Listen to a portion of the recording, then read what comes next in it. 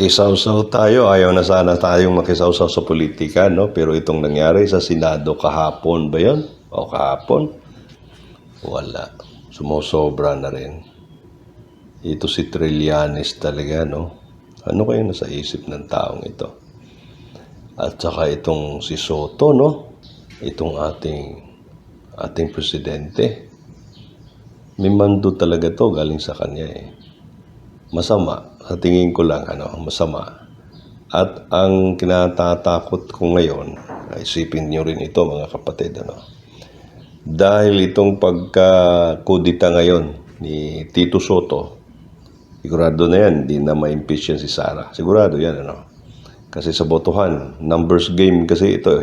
Ako, sa totoo lang, ayaw kong kumampi, Pero sa mga nangyayari ngayon, wala mga kapatid, binababoy na rin kasi.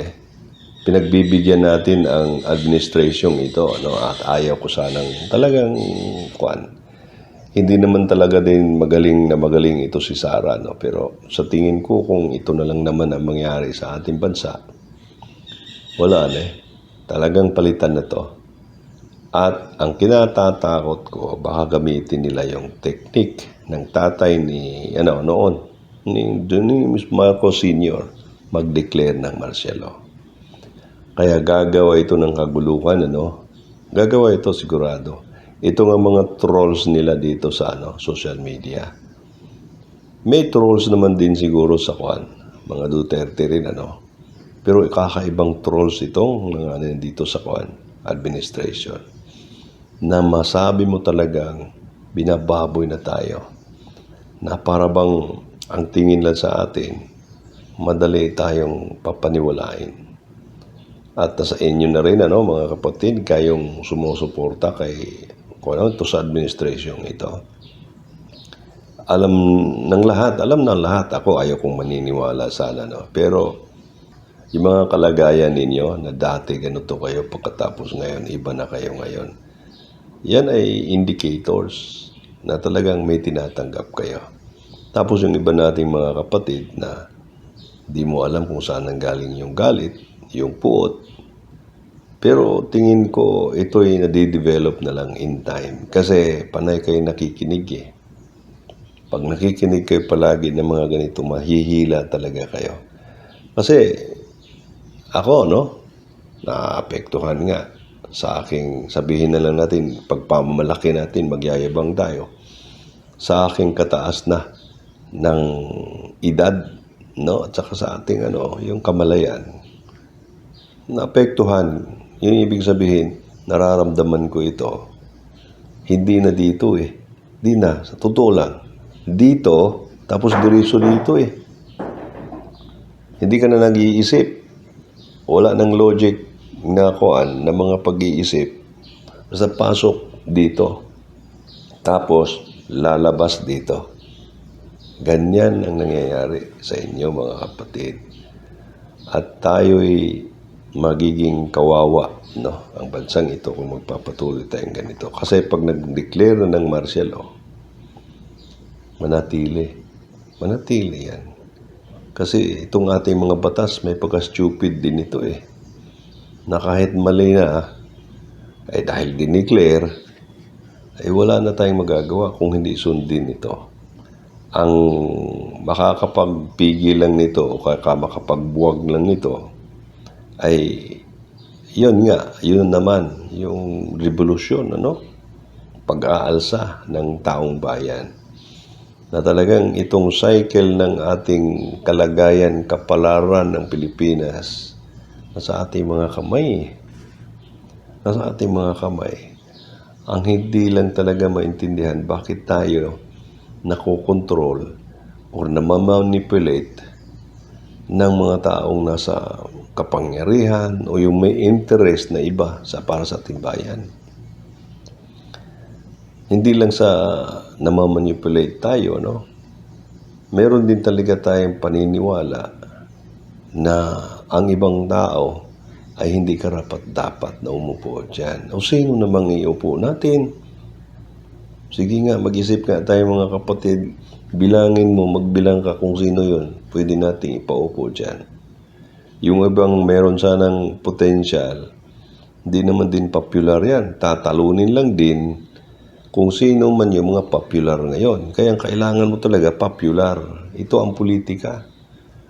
Ako hindi ko maintindihan politika dati, pero ngayon naintindihan ko na yun. Ganito dapat talaga ang gagawin kasi kung hindi, walang mangyayari. Maraming mga magagaling, no? Na merong potential din at merong support. Kasi kailangan din ng pera nito, tao. Pero walang popularity.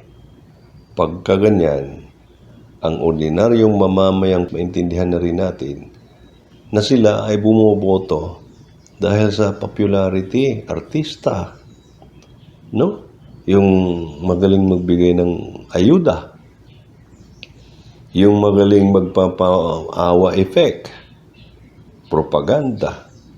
Itong nangyari sa Senado ngayon, ito ay isang blessing para sa akin, A blessing kasi biruin mong nakodita dahil sa boto ni Bato de la Rosa. Kung hindi nakapasok si Bato dahil napigilan ng NBI, napigilan itong dala-dala ni Trillanes na kung ano yung dinadala nito. Mali talaga rin yan Sa Constitution, hindi naman ako sa batas, no? Pero sa edad natin, may aram na rin tayo dyan, Gusto na naman lang gawin yung ginawa nila kay Digong, hindi na po pwede ngayon. Nung pumasok si De La Rosa dun sa, sa loob ng hall ng Senate, wala na. Game over na Talagang wala nang magawa yung mga kung sino man yung gustong huli. At ito si Trillanes, nagpipidel pa rin ng niya. Parang nasa palengke, nagbebenta pa rin ng niya. Ito yung warrant of arrest. Dapat mapigilan talaga to kasi pag hindi, kahit sino-sino na lang ang dadakpid ng mga taong ito. At idadahilan lang kung ano-ano. Hindi ito para kay Sara, mga kapatid. Para ito sa ating lahat. Ay gagawin lang nating tulay si Sara, paraan si Sara, upang ang lahat ay ito'y makorek. Boses pa rin natin ang maririnig. Kaya magpapatuloy tayo mangiingay, magsasalita. Sabihin natin kung ano ang ating naiisip, base, Kung ano ang fairness, ano ang legal, hindi kung ano-ano na lang gagamitin sa politika, kasi inaalaw naman. At para sa iba, allowed dito, pati backbend ng law. Grabe pala Pilipinas. Naturingan pa namang Christian country, mga edukado, magagaling mag-English, magaganda ang mga ugali.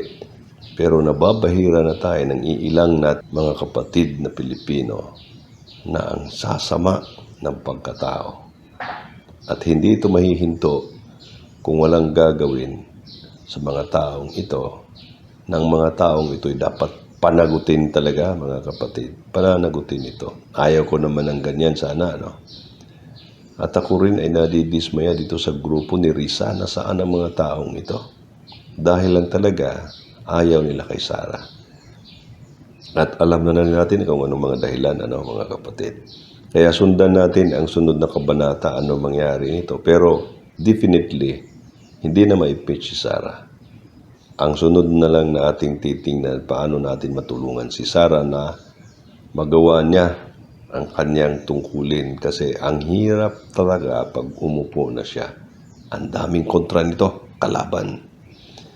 At ang daming mag-iingay dyan sa kalsada kahit na hindi tama yung kanilang pinaglalaban. Sa bagay, sasabihin din ng mga anti-Duterte na ang mga Duterte hindi rin tama ang pinaglalaban. Pero kita naman natin. Kaya tayo, ako ngayon papanig na dito sa Duterte. Tayong pumapanig sa mga Duterte, pero hindi tayo dapat magiging didilis, Iba kasi yung didilis at saka DDS. Panig tayo on our personal capacity, pero wala tayong affiliation.